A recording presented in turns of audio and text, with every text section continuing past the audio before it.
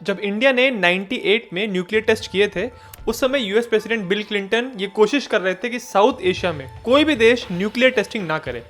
और इसीलिए जब उनको बताया गया कि इंडिया ने सक्सेसफुली और सीक्रेटली ये टेस्ट कर लिया है, तो क्लिंटन बहुत नाराज हुए और उसके बाद उन्होंने भारत को पनिश। कहानी शुरू होती है साल 1945 से। ये वो साल था जब यूएस ने पहली बार एटॉमिक बॉम्ब टेस्ट किए और उसी साल हिरोशिमा और नागासाकी पे बॉम्ब्स गिराए थे। इसके बाद सेकेंड वर्ल्ड वॉर खत्म हो गया था। इसके 4 साल के बाद 1949 में सोवियत यूनियन ने एक सक्सेसफुल टेस्ट किया। उसके 3 साल के बाद 1952 में यूके ने टेस्ट किया, फिर 8 साल के बाद फ्रांस ने और 4 साल के बाद चाइना ने। तो अब 5 देशों ने सक्सेसफुल न्यूक्लियर टेस्ट कर लिए थे, यानी इनके पास न्यूक्लियर वेपन्स आ चुके थे। अब क्योंकि इतने सारे देश एक के बाद एक न्यूक्लियर टेस्ट करते जा रहे थे, तो ये डर पैदा होने लग गया था कि ऐसे तो दुनिया के बहुत सारे देशों के पास न्यूक्लियर पावर आ जाएगी और अगर कोई बड़ी लड़ाई होती है तो एक झटके में पूरी दुनिया खत्म हो जाएगी, क्योंकि सब लोग अपने न्यूक्लियर वेपन्स यूज करेंगे। और ध्यान रखिए, ये सारी जो टेस्टिंग हो रही थी, ये जिस एरा में हो रही थी, जिस टाइम पे हो रही थी, उस समय यूएस और सोवियत यूनियन के बीच में कोल्ड वॉर चल रहा था। इस कोल्ड वॉर के दौरान इन दोनों साइड्स में एक्टिवली कोई मिलिट्री एंगेजमेंट नहीं था, पर एक दूसरे से लड़ने के लिए ये बेहतर वेपन्स बना रहे थे, बेहतर स्पेस टेक्नोलॉजी बना रहे थे, ज़्यादा तेज उड़ने वाले एयरक्राफ्ट बना रहे थे और दुनिया के अलग अलग हिस्सों में जाके इनडायरेक्टली लड़ाई कर रहे थे। जैसे कोरिया की लड़ाई, फिर वियतनाम की लड़ाई, फिर अफगानिस्तान में जो इन्वॉल्वमेंट शुरू हुआ था, ये सब कुछ कोल्ड वॉर के दौरान ही हुआ था। उसके ऊपर से 1962 में एक पर्टिकुलर इवेंट हुआ था जिसकी वजह से ये टेंशन्स और बढ़ गई थी कि न्यूक्लियर वेपन्स बहुत खतरनाक है। अक्टूबर 1962 में एक क्राइसिस हुआ था, एक सिचुएशन क्रिएट हो गई थी जिसको आज हम अक्टूबर क्राइसिस या क्यूबन मिसाइल क्राइसिस कहते हैं। इसमें क्या हुआ था कि यूएस के नज़दीक एक छोटा सा देश है क्यूबा। क्यूबा में कुछ सोवियत यूनियन की मिसाइल्स पाई गई थी। और ये पाई कैसे गई थी? एक अमेरिकन प्लेन ऊपर से फ्लाई कर रहा था, उसने फोटो क्लिक की और जब इन फोटोज के बारे में सोवियत यूनियन को बताया गया और उनको पूछा गया कि आपकी मिसाइल्स हमारे देश के इतने नज़दीक क्यों रखी हुई हैं, ऐसे तो आप हम पे हमला कर सकते हो। तो सोवियत यूनियन ने रिप्लाई किया कि आपने भी तो हमारे देश के आसपास नेटो बना के रखा है। नेटो दरअसल सोवियत यूनियन के आसपास जितने भी देश हैं उनका एक मिलिट्री अलायंस था और इस अलायंस में यह शर्त रखी गई थी कि अगर किसी भी देश के ऊपर सोवियत यूनियन ने हमला किया तो सारे देश मिलकर सोवियत यूनियन पे हमला कर सकते हैं। तो एक तरह से आप कह सकते हैं कि ये ऑर्गेनाइजेशन सोवियत यूनियन की पावर को कंट्रोल करने के लिए बनाया गया था। उसके ऊपर से यूएस ने अपनी कुछ मिसाइल्स टर्की के पास रखी थी।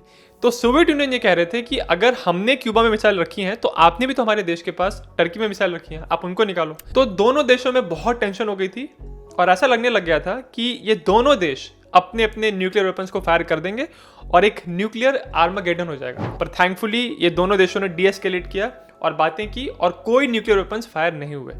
पर ये जो अक्टूबर का क्राइसिस था, इसके बाद पूरी दुनिया में और ये डर फैल गया कि न्यूक्लियर वेपन्स अगर सारे देशों के पास आ जाएंगे तो कितनी भयंकर हालत क्रिएट हो सकती है। और इसीलिए फिर यूएन में आके, यूनाइटेड नेशंस में आके सारे देशों ने इस बात पे चर्चा करनी शुरू की कि हम न्यूक्लियर वेपन्स को कंट्रोल कैसे कर सकते हैं। और इन चर्चाओं का अंत निकला 1968 में, क्योंकि 1968 में यूनाइटेड नेशंस के बीच में एक ट्रीटी बन गई थी और इस ट्रीटी को कहते हैं नॉन प्रोलिफरेशन ट्रीटी, शॉर्ट में एनपीटी। इसके अंदर कुछ पॉइंट्स थे। पहला पॉइंट, जिन देशों ने 1 जनवरी 1967 तक न्यूक्लियर वेपन्स टेस्ट कर लिए हैं, न्यूक्लियर वेपन्स बना लिए हैं, वो देश न्यूक्लियर वेपन्स स्टेट माने जाएंगे। यानी सब देश ये बात मान रहे हैं कि इन देशों के पास न्यूक्लियर वेपन्स हैं। ये 5 देश कौन कौन से थे? US, Soviet union, UK, France और चाइना। दूसरी कंडीशन क्या थी? इन 5 देशों के अलावा अब किसी भी देश को नए न्यूक्लियर वेपन्स बनाने की कोशिश नहीं करनी चाहिए। और तीसरी कंडीशन, क्योंकि न्यूक्लियर एनर्जी सिर्फ वेपन बनाने के लिए नहीं, अच्छे कामों के लिए भी इस्तेमाल की जा सकती है, आप उससे पावर जनरेट कर सकते हैं। इसीलिए न्यूक्लियर एनर्जी के बारे में जितनी भी लर्निंग है, जितना भी रिसर्च है, ये सारे देश आपस में शेयर कर सकते हैं। पर इंडिया ने इस पे साइन नहीं किया। इंडिया की गवर्नमेंट का ये कहना था कि ये बहुत अनफेयर है कि अगर आप ये कहो कि इन 5 देशों ने बना लिए न्यूक्लियर वेपन्स तो इन्हीं के पास रहेंगे, बाकियों को बनाने की इजाजत भी नहीं होगी। ये बहुत ही डिस्क्रिमिनेटरी और बहुत इनइक्वालिटी वाली बात है। दूसरी चीज, एनपीटी में कंडीशन ये भी थी कि जिन्होंने न्यूक्लियर वेपन्स बना लिए हैं उनको अपने न्यूक्लियर वेपन्स को धीरे धीरे कम करना होगा। और अल्टीमेटली क्योंकि हम वर्ल्ड पीस चाहते हैं, हम ये चाहते हैं कि दुनिया में हर जगह शांति हो, तो एक ऐसे मुकाम पे पहुंचने की कोशिश की जाएगी जहां पे किसी भी देश के पास न्यूक्लियर वेपन्स ना हो। ऐसा एक आइडियल रखा गया था इस ट्रीटी के अंदर। इंडिया के अलावा इस ट्रीटी पे पाकिस्तान और इजराइल ने भी साइन नहीं किया। इस एनपीटी को समझने के लिए मैं आपको एक छोटा सा एग्जांपल देता हूँ। मान लीजिए कि एग्जाम में एक बहुत मुश्किल क्वेश्चन पेपर आया और उसकी आंसर की बस 5 बच्चों के पास है। अब ये 5 बच्चे ये कह रहे हैं कि बाकी किसी को भी उसकी आंसर की बनाने की कोशिश नहीं करनी है। हमारे पास आंसर की है और हम कोशिश करेंगे कि इस आंसर की को हम इस्तेमाल ना करें आगे के लिए, पर बाकी किसी बच्चे को इजाजत नहीं होगी कि वो आंसर की बनाने की कोशिश करे। तो जो बाकी लोग हैं उनके लिए बहुत अनफेयर है कि आपने अपनी आंसर की पहले तो बना ली और आप ये कह रहे हो कि हम इस आंसर की को इस्तेमाल नहीं करेंगे।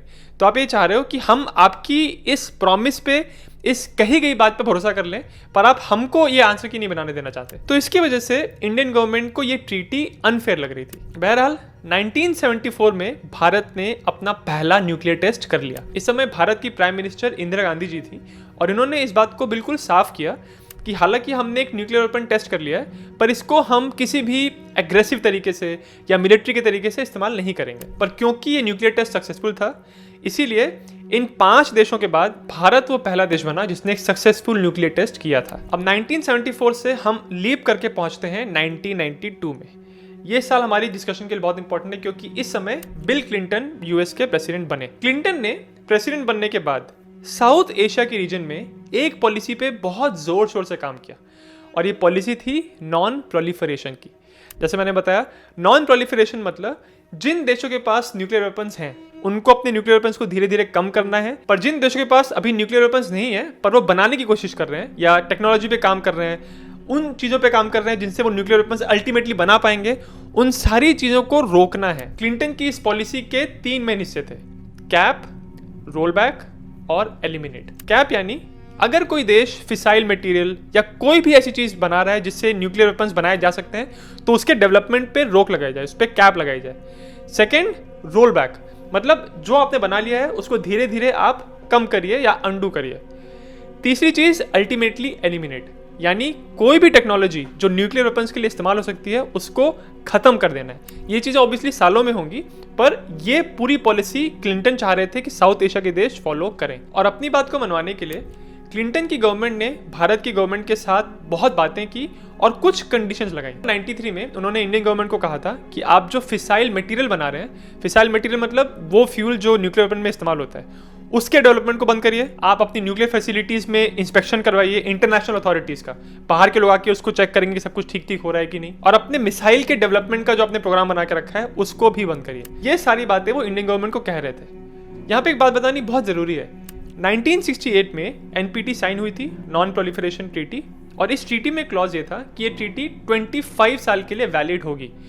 तो 93 में आके ये ट्रीटी खत्म होने वाली थी, पर अब क्लिंटन कोशिश कर रहे थे कि ये ट्रीटी आगे भी चलती जाए, कंटिन्यू होती जाए, और इसीलिए अब इस एनपीटी का एक नया क्लॉज बनने वाला था कि इस ट्रीटी को इनडेफिनेटली एक्सटेंड किया जाएगा। और इस बात पे फैसला होने वाला था 95 में, जब एनपीटी के एक्सटेंशन पे बात होने वाली थी। तो क्लिंटन जानते थे कि भारत ने एनपीटी पे साइन नहीं किया है, पर वो ये उम्मीद कर रहे थे कि 95 में जो एनपीटी के एक्सटेंशन पे चर्चा होगी उसमें भारत कोई डिसएग्रीमेंट ना प्रकट करे। एनपीटी का ये जो इनडेफिनेट टाइम के लिए एक्सटेंशन होने वाला था, इसका ये मतलब था कि इन 5 देशों ने जिन्होंने ऑलरेडी बना लिए वेपन्स उनके पास रहेंगे, बाकी किसी भी देश को कभी भी ये कोशिश नहीं करनी है कि वो नए न्यूक्लियर वेपन्स बनाए।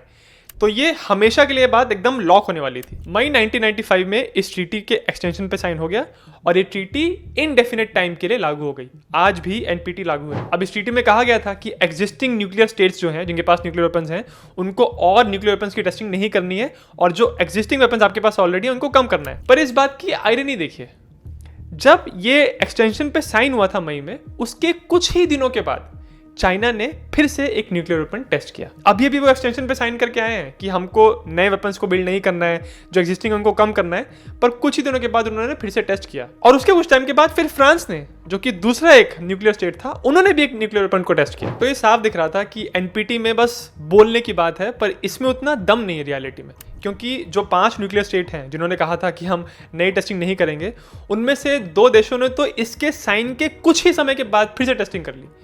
ये एक बहुत बड़ा कंसर्न था जिसकी वजह से एनपीटी की लेजिटिमेसी और उसकी इफेक्टिवनेस पे बहुत क्वेश्चन उठ रहे थे। इंडिया के लिए दूसरा कंसर्न ये था कि चाइना M11 मिसाइल्स पाकिस्तान को दे रहा था, और तीसरा कंसर्न ये था कि यूएस गवर्नमेंट ने एक ब्राउन अमेंडमेंट किया था और इसके तहत अब वो पाकिस्तान को F-16 फाइटर जेट्स देने लगे थे। तो 95-96 में इंडिया के लिए कंसर्न ये था कि इंडिया के एक तरफ था चाइना जो कि ऑलरेडी एक न्यूक्लियर स्टेट था, और उसके साथ 1962 में इंडिया की ऑलरेडी एक लड़ाई हो चुकी थी, और दूसरी तरफ था पाकिस्तान जिसके इंडिया के साथ रिलेशंस फ्रेंडली नहीं थे, और पाकिस्तान और चाइना के बीच में वेपन्स का लेना देना हो रहा था, और यूएस भी F-16 जेट्स पाकिस्तान को दे रहा था। और एक चौथा पॉइंट भी था जिसकी वजह से इंडिया के लिए बहुत ज़रूरी था कि वो न्यूक्लियर वेपन्स टेस्ट तो करे, पर ये टेस्टिंग वो जल्दी से जल्दी करे। और ये चौथा पॉइंट था CTBT, comprehensive nuclear test ban treaty. CTBT को समझने के लिए थोड़ा सा बैकग्राउंड मानना पड़ेगा। 1945 में पहले यूएस ने टेस्टिंग की, फिर 49 में सोवियत यूनियन ने। इसके बाद इन दोनों देशों के बीच में कोल्ड वॉर शुरू हो गया था और इन दोनों ने झड़ी लगा दी टेस्टिंग की।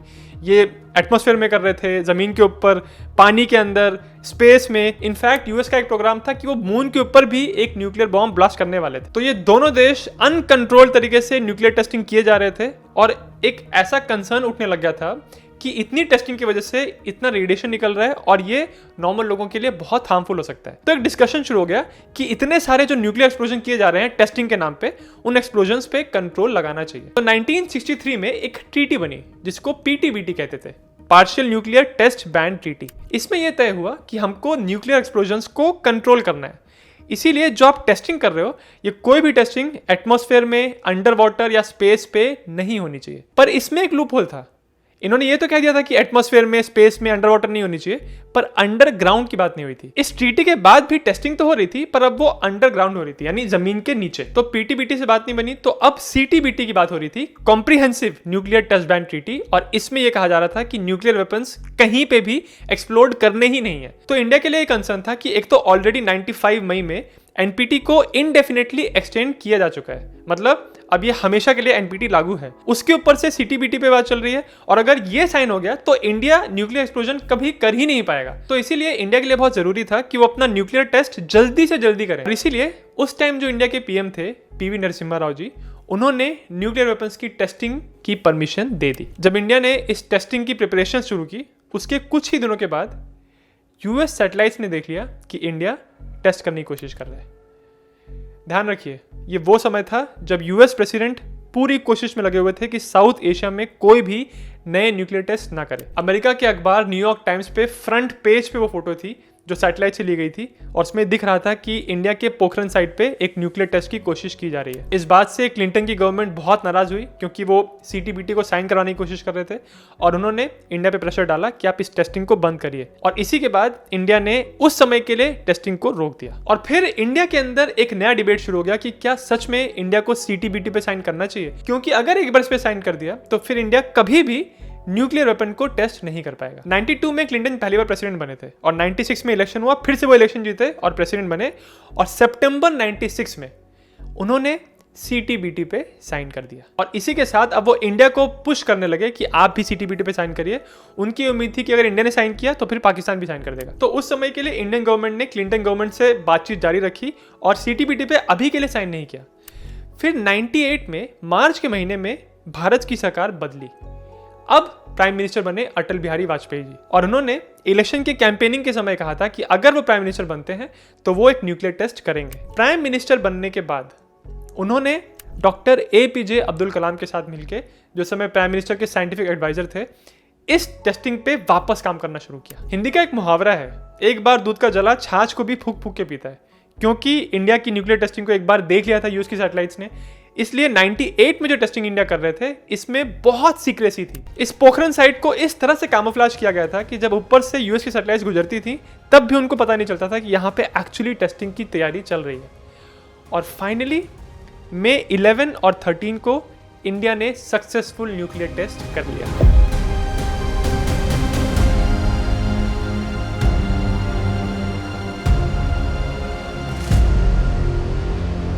और इसके बाद अटल बिहारी वाजपेयी जी ने भारत को संबोधित करते हुए कहा था कि अब भारत भी एक न्यूक्लियर स्टेट है। जब क्लिंटन को पता चला कि इंडिया ने सीक्रेटली एक न्यूक्लियर टेस्ट कर लिया है तो वो बहुत नाराज हुए।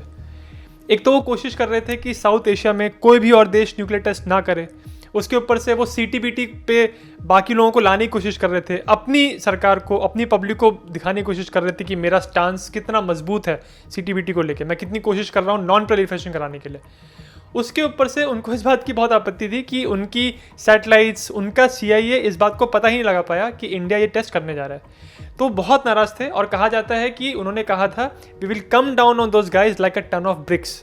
यानी वो ये कह रहे थे कि इंडिया ने ये जो जुर्रत की है न्यूक्लियर टेस्ट करके, इसके बदले में हम उनको बराबर पनिशमेंट देंगे। जब ये टेस्ट हुए थे 90s के दशक में, उस समय ऑलरेडी US और इंडिया के इकोनॉमिक रिलेशंस में बहुत उतार चढ़ाव चल रहा था। इंडिया में 1991 से पहले तक एक रूल था, अगर कोई इंडियन बिजनेस है और कोई फॉरेन एंटिटी या कोई बाहर का इंसान उस बिजनेस में इन्वेस्ट करना चाहता है तो वो 40% के आगे इन्वेस्ट नहीं कर सकता।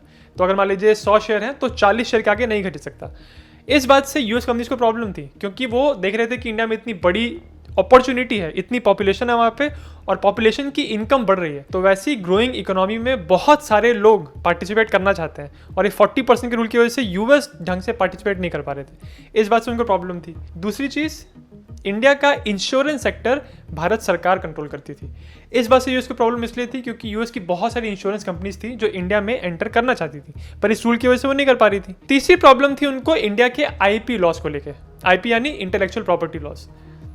US की फार्मा कंपनीज ये कह रही थी कि हम इतनी R&D करके, इतनी रिसर्च करके मेडिसिन बनाते हैं और उस मेडिसिन को जब हम इंडिया में बेचने आते हैं तो 5 साल के बाद हमारे फॉर्मूले को कॉपी करके लोकल मैन्युफैक्चरर्स अपनी मेडिसिन बनाने लगते हैं और उसको मार्केट में बेचने लगते हैं। तो उस 5 साल में हम उतना प्रॉफिट या उतनी पैसे की रिकवरी नहीं कर पाते जितनी हमने इन्वेस्टमेंट की थी R&D में। तो US का ये मानना था, उनकी फार्मा कंपनीज का, कि इंडिया के IP लॉस उनको सफिशिएंट प्रोटेक्शन नहीं देते और इसी वजह से वो चाहते थे कि इंडिया अपने IP लॉस को भी चेंज करे। पर धीरे धीरे इंडिया और US के रिलेशंस में इंप्रूवमेंट आ रहा था, क्योंकि 1991 में इंडिया में, जैसा आपको पता होगा कि लिबरलाइजेशन आया था, जब इंडिया ने ये 40% के रूल को चेंज किया था। अगर अब आप बाहर की कंपनी हो तो इंडिया में आप 40% से ज़्यादा किसी बिजनेस में इन्वेस्ट कर सकते हो। और आज तो ये सिचुएशन है कि इंडिया के किसी सेक्टर में आप बाहर की कंपनी हो फिर भी आप 100% स्टेक ले सकते हो। उसके बाद इंडिया ने अपने इंश्योरेंस सेक्टर में भी कुछ चेंजेस किए, पर IP लॉस को लेकर अभी भी US और इंडिया में टेंशन बनी हुई थी। पर जब 98 का ये न्यूक्लियर टेस्ट हो गया तब क्लिंटन ने पनिशमेंट के तौर पे बहुत सारे सैंक्शंस इंडिया पे लगाए। पहली चीज़, US से इंडिया की तरफ जो भी मिलिट्री सेल्स या मिलिट्री एड जाती थी उसको उन्होंने बंद कर दिया। तो अब US से कोई भी मिलिट्री का इक्विपमेंट इंडिया नहीं खरीद सकता था। दूसरी चीज़, US गवर्नमेंट की तरफ से कोई भी फाइनेंशियल हेल्प या कोई लोन अब इंडिया को नहीं मिलने वाला था। तीसरी चीज़, US गवर्नमेंट ने अपने बैंक्स को भी कह दिया कि कोई भी अमेरिकन बैंक इंडिया की हेल्प या इंडिया को लोन नहीं देगा। और चौथी चीज़, US जो इंडिया को इंटरनेशनल मॉनेटरी फंड या वर्ल्ड बैंक में सपोर्ट करता था, उनके लिए गारंटी देता था, उन सारी चीज़ों को US ने बंद कर दिया। तो इसीलिए आप ये कह सकते हैं कि US ने जो सैंक्शंस लगाए थे इंडिया के ऊपर, ये प्यूनिटिव थे नेचर में, यानी कि पनिश करने के लिए। 90s का दशक भारत की इकोनॉमी के लिए बहुत ऊबड़ खाबड़ था। 1991 में सोवियत यूनियन कोलैप्स हुआ और उसके बाद भारत की इकोनॉमी पे बहुत नेगेटिव प्रभाव पड़ा था। उसके बाद 1997 में एक एशियन फाइनेंशियल क्राइसिस आया था जिसका इम्पैक्ट भारत की इकोनॉमी पे भी पड़ा था। तो ओवरऑल जब ये सैंक्शंस US ने लगाए इंडिया के ऊपर, उस समय इंडिया की इकोनॉमी ऑलरेडी स्ट्रगल कर रही थी और इन सैंक्शंस का बहुत नेगेटिव प्रभाव पड़ रहा था। इन टेस्ट के बाद वाजपेयी जी ने इस बात को साफ साफ कहा था कि हमने अब पोखरण में सक्सेसफुली टेस्ट कर लिए, पर इसके आगे हमारा न्यूक्लियर टेस्ट करने का कोई इरादा नहीं है। वो चाहते थे कि US के साथ इंडिया के इकोनॉमिक रिलेशंस इंप्रूव हों और इसीलिए उन्होंने बिल क्लिंटन को एक लेटर भी लिखा था अपनी सिचुएशन को एक्सप्लेन करते हुए कि हमको ये टेस्ट क्यों करना पड़ा, हमारे नेबरिंग कंट्रीज के साथ, चाइना पाकिस्तान के साथ हमारे ऐसे रिलेशंस हैं कि हमारे लिए टेस्ट करना बहुत ज़रूरी था। तो वो ओवरऑल अपनी सिचुएशन समझा रहे थे। पर यह लेटर जो क्लिंटन के लिए लिखा गया था, US गवर्नमेंट से ये लेटर लीक हो गया और दुनिया के सामने आ गया। इसके कुछ दिनों के बाद बिल क्लिंटन एक ऑफिशियल दौरे पे चाइना गए थे और वहाँ जाके उन्होंने चाइना के साथ एक जॉइंट डिक्लेरेशन किया जिसमें उन्होंने कहा कि इंडिया और पाकिस्तान ने जो न्यूक्लियर टेस्ट किए हैं ये बहुत गलत किया, नहीं करना चाहिए था। इसमें आयरनी ये है कि ये जो दो देश डिक्लेरेशन कर रहे थे, इन दोनों देशों के पास न्यूक्लियर वेपन्स थे। चाइना तो अभी तक भी न्यूक्लियर टेस्ट कर रहा था और US ने उसके पहले कितने सारे न्यूक्लियर टेस्ट जमीन, आसमान, मरुस्थल, अंडर वाटर हर जगह किए थे। पर इंडिया और US के रिलेशंस उस टाइम ऐसे थे कि ये दोनों एक दूसरे पे इंटरडिपेंडेंट थे। जैसे मैंने आपको बताया 90s में कुछ ऐसे इवेंट्स हुए थे जो इकोनॉमिकली इंडिया के लिए अच्छे नहीं थे। उसके ऊपर से ये जो US के सैंक्शंस लग गए इंडिया के ऊपर, उसने सिचुएशन को और खराब किया। दूसरी तरफ यूएस को इंडिया की इकोनॉमी में बहुत इंटरेस्ट इसलिए था क्योंकि इंडिया के पास एक बहुत बड़ी मिडिल क्लास पॉपुलेशन थी जिनकी स्पेंडिंग पावर बढ़ रही थी। तो यूएस चाहते थे कि उस अपॉर्चुनिटी को कैपिटलाइज करें और किसी ना किसी तरीके से उनकी इकोनॉमी में और ज़्यादा पार्टिसिपेशन बढ़ाएं। इसी वजह से वो नहीं चाहते थे कि इन सैंक्शंस को लगा के हम इंडियन इकोनॉमी से अपने आप को वंचित कर लें। दूसरी बात, इंडिया दुनिया की सबसे बड़ी डेमोक्रेसी है, यूएस भी एक डेमोक्रेटिक कंट्री है। तो उस समय वो लोग ये सोच रहे थे कि अगर एक फेलो डेमोक्रेटिक कंट्री से हमारे अच्छे इकोनॉमिक रिलेशन होंगे तो इसमें हमारा फायदा होगा। इंडिया ने यूएस को ये भी कहा कि अगर आप ये सैंक्शंस हटाएंगे तो हम सीटीबीटी पे भी साइन करने के बारे में सोचेंगे। पर यूएस गवर्नमेंट इंडिया को ये कह रही थी कि अगर आप चाहते हो कि हम सैंक्शंस हटाएं तो आपको ये चीज़ें करनी पड़ेंगी। पहली चीज़, सीटीबीटी पे साइन करिए। दूसरी चीज़, न्यूक्लियर वेपन्स बनाने के लिए उसमें जो फ्यूल लगता है, फिसाइल मटेरियल, उसका प्रोडक्शन आप बंद करिए। तीसरी चीज़, अपनी बैलिस्टिक मिसाइल्स पे कंस्ट्रेंट रखिए, यानी आपके पास जो बैलिस्टिक मिसाइल्स हैं उनको आप उन एरियाज में डिप्लॉय मत करिए जो पाकिस्तान के बॉर्डर के पास है। चौथी चीज़, आप कुछ एक्सपोर्ट कंट्रोल्स लगाइए, यानी वो ये कह रहे थे इंडिया को कि आप जो बाकी देशों को सामान एक्सपोर्ट करते हैं उसमें से किसी किसी कैटेगरी के सामानों पे आप कंट्रोल लगाइए। और पांचवी चीज़, पाकिस्तान के साथ कश्मीर के इशू पे वापस बात करिए और रिलेशंस इंप्रूव करने पे काम करिए। इन सारी डिमांड्स के सामने इंडियन गवर्नमेंट का रिस्पांस ये था कि आप हमसे ये मत एक्सपेक्ट करिए कि हम आपके बनाए हुए रूल्स के हिसाब से ही चलेंगे। Don't expect us to play by your rules. फिर भी वो यूएस के साथ सीटीबीटी के मुद्दों पे बात करते रहे। पर साल 1999 में इस कहानी का सबसे बड़ा ट्विस्ट आता है। मैंने आपको बताया था कि 96 में बिल क्लिंटन ने सीटीबीटी पे साइन कर दिया था। पर यहाँ पे एक बहुत इंपॉर्टेंट बात है जो इस सारे कॉन्वर्सेशन से जुड़ी हुई है। जब यूएस का प्रेसिडेंट किसी डील पे या किसी ट्रीटी पे साइन करता है तो वो ये कहता है कि हमको ये ट्रीटी अच्छी लग रही है, हम इंटरेस्टेड हैं इस पे कायम होने में, इसके रूल्स को फॉलो करने में। पर ये साइन यूएस का सिर्फ डिस्प्ले ऑफ इंटरेस्ट होता है, डेमोन्स्ट्रेशन ऑफ इंटरेस्ट, कि हाँ हम इस बात में इंटरेस्टेड हैं। कोई भी डील उनके लिए लीगली बाइंडिंग तब होती है जब वो उनके सेनेट में रैटिफाई होती है। उनके सेनेट में जब 2/3 लोग इस बात पे वोट कर देते हैं कि ये जो डील ये लेके आए हैं साइन करके, ये डील अच्छी है, तब ही ये डील फाइनल होती है और लीगली बाइंडिंग होती है। तो 96 में क्लिंटन ने साइन तो किया था सीटीबीटी पे, पर 99 में जब सेनेट ने इस पे वोट किया तो उन्होंने कह दिया नहीं, हम इसको रेटिफाई नहीं करेंगे। तो यूएस प्रेसिडेंट क्लिंटन जो दुनिया भर में जाके नॉन प्रोलिफरेशन की बात कर रहे थे, इंडिया को मनाने की कोशिश कर रहे थे कि सीटीबीटी पे साइन करिए, उनके खुद के देश ने ही सीटीबीटी को रेटिफाई नहीं किया और अब एक तरह से यूएस भी सीटीबीटी का हिस्सा नहीं था। तो ये सिचुएशन बहुत अजीब सी बन गई। हालांकि सीटीबीटी का सिग्नेटरी है यूएस, पर लीगली बाइंडिंग मेंबर नहीं है। तो इसी वजह से आज सीटीबीटी लागू तो है पर बहुत ही अजीब तरीके से है, क्योंकि बहुत सारे कंट्रीज ने इसमें पार्टिसिपेट ही नहीं किया है। तो जब यूएस के सेनेट ने ही इस ट्रीटी को रेटिफाई नहीं किया तो उसके बाद ये जो इंडिया को ऑफर कर रहे थे कि आप सीटीबीटी पे साइन करिए तब हम सैंक्शन हटाएंगे, वो कंडीशन अपने आप ही खत्म हो गई। और इसके बाद धीरे धीरे 98 के एंड में आके कुछ सैंक्शंस को यूएस ने रिलैक्स किया, फिर 99 में कुछ और सैंक्शंस कम किए, और उसके बाद जब 2001 में अमेरिका में 9/11 के अटैक्स हुए थे, उसके बाद जॉर्ज डब्ल्यू बुश की गवर्नमेंट ने इंडिया के ऊपर जो मिलिट्री से रिलेटेड सैंक्शंस लगा के रखे थे वो सारे सैंक्शंस हटा दिए। तो इस तरह से 98 में जब इंडिया ने सक्सेसफुल न्यूक्लियर टेस्ट किए, उसके बाद जो यूएस ने सैंक्शंस लगाए थे उसमें से जो इकोनॉमिक सैंक्शंस थे वो 98, 99, 2000 तक खत्म हो गए और मिलिट्री सैंक्शंस 2001 तक पूरी तरह हटा दिए गए थे। इस वीडियो को बनाने के लिए मैंने अपनी सारी रिसर्च इस किताब से की है, फियर्स एनिग्मास। इसको लिखा है श्रीनाथ राघवन ने। इस बुक में उन्होंने बताया है कि यूएस का एशिया में क्या रोल रहा है, वर्ल्ड वॉर 2 में क्या रोल था, और उसके बाद जैसे जैसे एशिया के कंट्रीज डेवलप हुए, इंडिया एक स्ट्रॉन्ग मिलिट्री और इकोनॉमिक पावर बना, तो यूएस का रोल एशिया में कैसे इवॉल्व हुआ है। इन सारी चीज़ों के बारे में इस किताब में बात की है। अगर आप इसको चेकआउट करना चाहते हैं तो लिंक मेरे वीडियो के डिस्क्रिप्शन में है। और अगर आपको वीडियो अच्छा लगा तो मेरे चैनल जिज्ञासियम को सब्सक्राइब जरूर करें।